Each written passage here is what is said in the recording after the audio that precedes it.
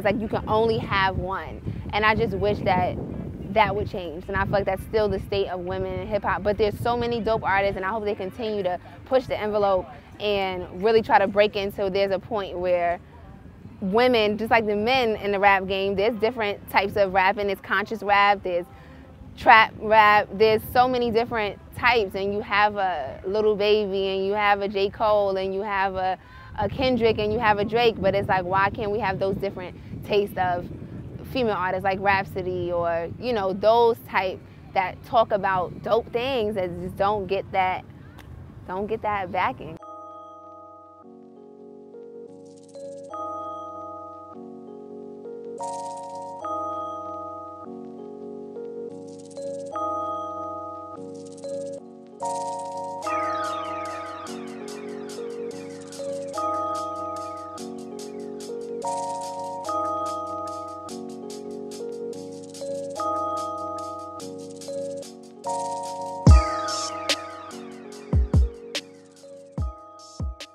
Hello, my name is Jazmine August. I am the host of the Unapologetic Podcast. I am from Brownsville, Brooklyn, New York, and I do many different things in sports and media. When I first fell in love with basketball, when I first fell in love in sports, but specifically basketball, was when I seen Latrell Sprewell play, and the New York Knicks was my first favorite team. And I made my own jersey from a t-shirt, cut the sleeves off, wrote the number 8 in the middle and Sprewell on the back, before I even got my first jersey for Christmas that year. And that's when I fell in love with basketball, and my first team was the New York Knicks.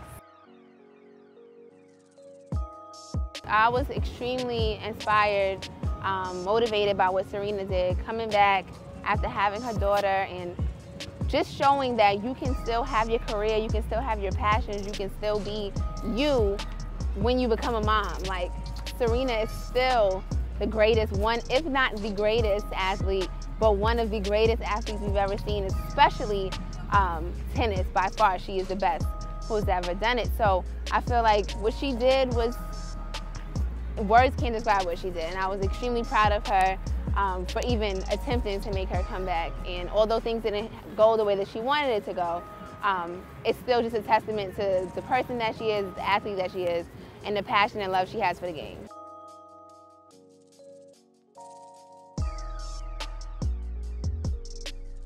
Dak Prescott's thoughts on the anthem were, I never protest. I never protest during the anthem, and I don't think that's the time or the venue to do so. The game of football has always brought me such peace, and I think it does the same for a lot of people. A lot of people playing the game, a lot of people watching the game, a lot of people who have any impact of the game. So when you bring such controversy to the stadium, to the field, to the game, it takes away. It takes away from that. It takes away from the joy and the love that football brings a lot of people. So my thoughts on Dak saying that, that somehow, some way, football is more important than human life.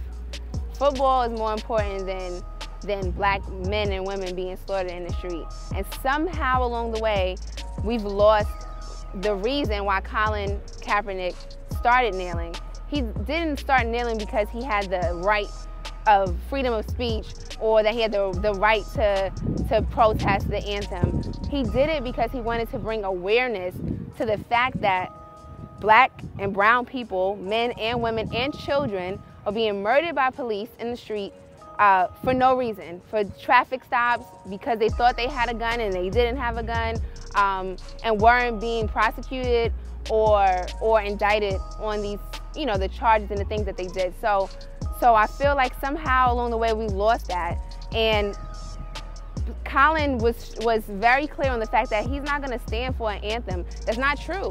What the things that are being sung in the song are not true. It's not liberty and justice for all. Like, that is not what it is. So why would I stand for something that doesn't apply to my people?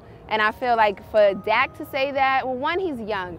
So I'll give him the benefit of the doubt. He's probably under a lot of pressure. He's now the franchise quarterback. He has pressure from his owner, who already made it clear that his players were not going to protest the anthem, and that he intended on giving them some sort of infraction or penalizing them for doing so. So I'm pretty sure that Dak is under a lot of pressure. I would hope that that's not his true sentiments, that he feels like talking about American citizens being murdered by police officers is disturbing the peace of a football game.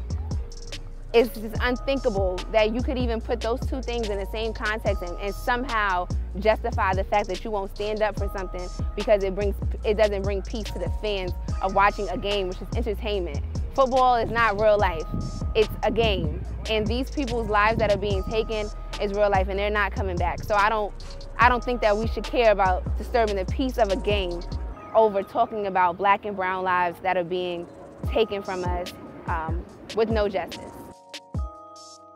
So I didn't watch the NFL last year in support of Colin, in support of the cause, and in support of what I felt like a league that was not supporting its players issues, its players, this is their background. Most of their players are African American and come from these communities that are being affected by police brutality, period.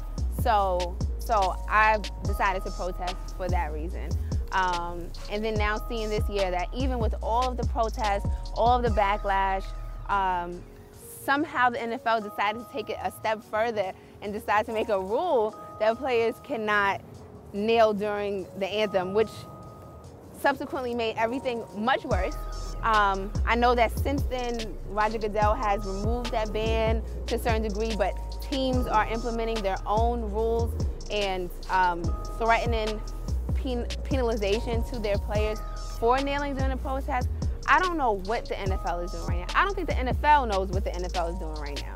So the future of the NFL, it doesn't look bright. I'll say that. It doesn't look bright. With the medical concerns, with concussions and injuries and CTE and all of the things that have to do with that, that's its own package of the reason why the future of the NFL looks shaky, because people are just not putting their children into football. And where will the next crop of football players come from if they don't start playing football now?